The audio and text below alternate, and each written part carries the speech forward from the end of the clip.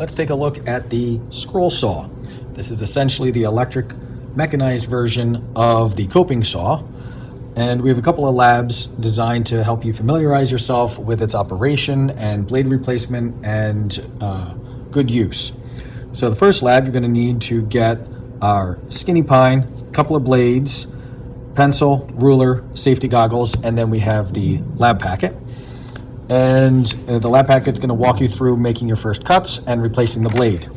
So before we go over the scroll saw, first, always draw your layout. And for this lab, you're going to want two lines. One's roughly perpendicular to the edge, the other one at an angle to the edge. So we can take our piece of pine here and let's draw them over here where we have good contrast. And we only want a 1-inch line just to make a cut. So there's a 1-inch line. And then we can make the other one at a slight angle. Doesn't really matter. All right, there you go. So we've got those two lines here. And then what we're going to do is we're going to use one blade to cut one and then replace the blade and use the other blade to cut the other one. Now, replacing the blade means taking it out of the clamp. So this is a clamp here with a screw that comes undone that was already loose. But normally you're going to tighten it with this square wrench because this is a square screw, and all you need to do is loosen it. You don't need to take the screw out, you just need to loosen it, because once it's loosened, that little gap there between the two halves of the clamp will release the blade, and then you can just slide the blade out. Let's go over to the scroll saw and take a look at it. Here at the scroll saw, let's take a look at the various parts of the scroll saw that you will be using and touching at various points depending on what you're doing. We have the tensioning knob and lever at the back. So the lever flips down as a final step in tightening, and it can spin around to raise the upper arm. So this blue guy is the upper arm to tighten the blade. We have our thumb screw that holds down the clamp in there. We have the dust blower, so we're going to position that right next to the blade to blow away the dust so we can see whatever line we're cutting. We have the clamp holder for when we need to change the blades, and then the power switch. And mirroring on the underside of the table, we have the lower holder. Every blade needs to have two clamps, one for the top end and one for the lower end. Now if you come over, one more thing, every single scroll saw should have on it a square wrench changed there so that it can't fall off onto the floor and then get kicked and disappear underneath something. So all of these scroll saws have their own dedicated wrenches. All right, if you came over to this scroll saw, then that means you drew the short straw and you're going to have to install the blade yourself initially. Most of them have blades installed. So in order to do that, you're going to put one of the clamps on the clamp holder, and then you're going to take a look at your blade. Note what direction the teeth are angled, and I don't think you can see it on the screen. Maybe you can. All right, there we go. Angled towards my right hand. All right, need to keep that in mind. So we're going to insert the blade into the holder. Now I'll hold this up here, and we need to do it in such a way so that the blade comes straight out of the holder. Here we go. Blade comes straight out of the holder once we tighten it, and it's not angled and it's not offset. So this is wrong. This is wrong. You're going to end up just snapping the blade. You need to have it coming straight out of that point. So we're going to insert it here and tighten with the wrench. All right, let's see how good did I do. All right, hey, that's decent. And we're going to need to do that again on the other side.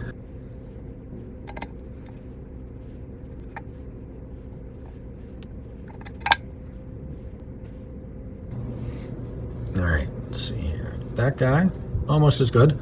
Now we've got these two guys set up, and we're going to put that in there. I have to recheck because I've spun it around a few times. All right, so it goes in the bottom first. All right, now when you're doing this, the teeth need to be towards you. You're going to stand over here, need to be towards you, and they also need to be angled down towards the tabletop. This is because it will saw back and forth just like a hand saw, so it'll be going up and down, and we want it to be primarily cutting on the downstroke to help us push our workpiece into the table. Otherwise, it's just going to lift the workpiece off the table and make a whole lot of chattering and really not cut very well. We have it installed in the lower, which is a spring clamp, and then this guy. And what we want to do is grab it both above and below and feel if it is a little loose or rattly. And if it is, we're gonna tighten this guy and feel the tension there, and then come back and see how it is behaving in there. And once it feels like it's pretty tight, then we don't tighten that anymore. And we tighten the thumb screw to help hold this down.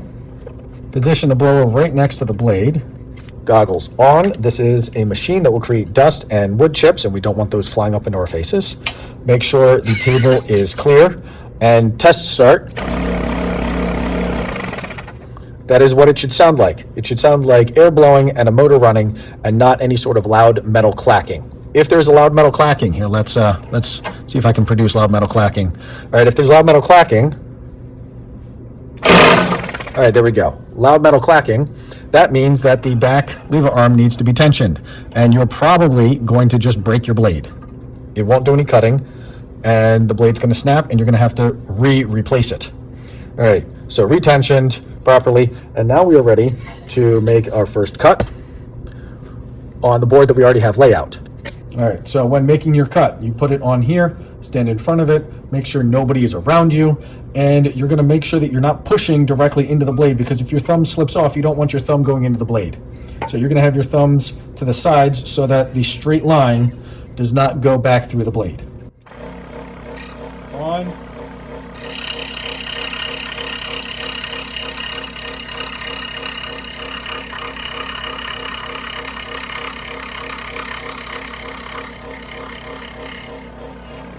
All right, first cut made. Can we look through there? All right, first cut made, and now with the lab number 1, it's time to replace the blade and then make the other cut. We're going to use a much fatter blade for the second cut. Notice that at no time did I remove the screws from the clamps.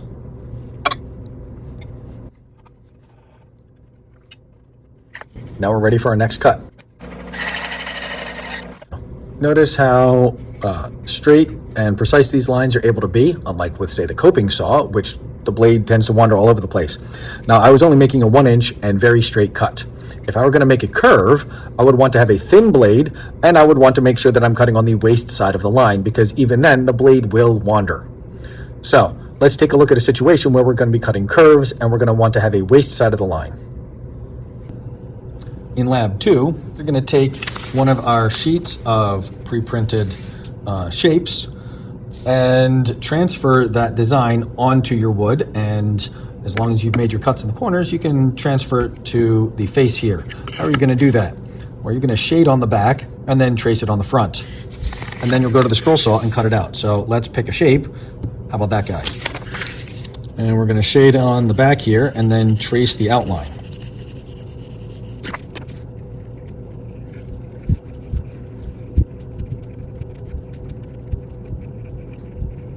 Now, that's pretty light, but it's there enough so I can trace over this and darken this up so that I can better see it while I'm cutting it.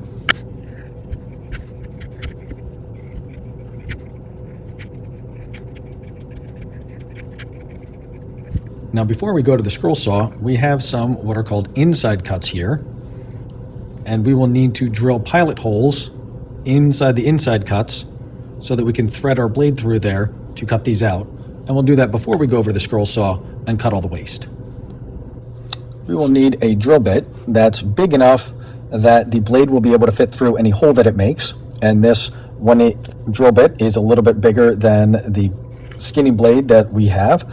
It also needs to be smaller than the waste that we're going to be removing. So that will just fit in there, and it will just fit in there, and that will work also. Drill all the way through, make sure it went through.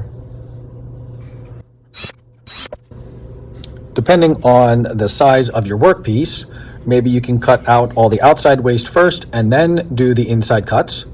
On the whole, it's preferable to do the inside cuts first and then cut the outside. In order to cut out the inside cuts, you need to remove the blade from the scroll saw, take it off a clamp, and then insert the blade through the hole, and then reattach the clamp with the workpiece still on there. This can be somewhat awkward. All right, we have here, the teeth are angled to my right hand. So the teeth are going to be down this way, and what we want is the teeth to be angled down towards, there we go, towards the writing, so that when we put this on the tabletop, the teeth are angled down and we can still see the writing. So this is going to be the orientation here, and now I have to get this back on to the other clamp. All right, managed not to put any kinks in the blade. Now we reinstall.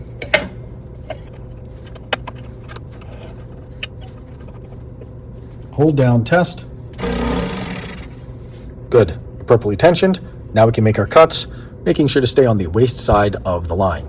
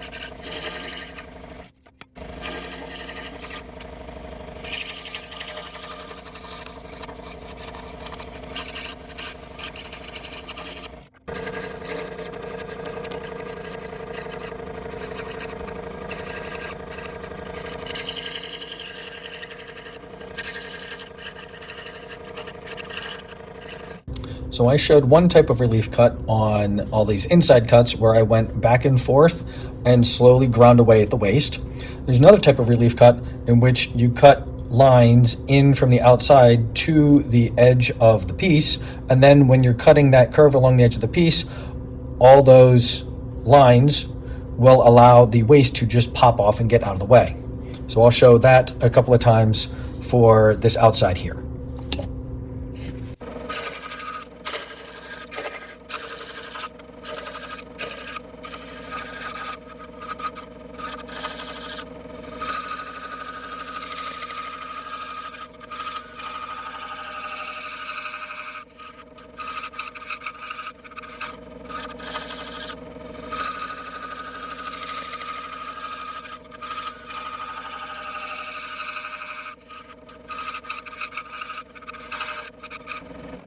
Go.